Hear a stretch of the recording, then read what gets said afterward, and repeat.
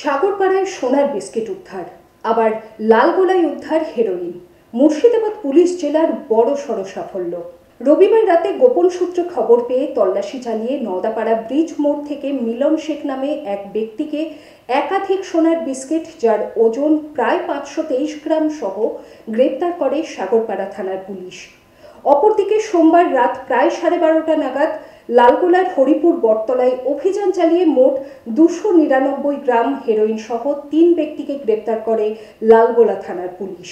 ধৃতদের নাম মোহাম্মদ ইজাজ আহমেদ, মোহাম্মদ কবিরুল ইসলাম ও বিটুল শেখ। ধৃতদের সোমবার আদালতে তোলা হয়।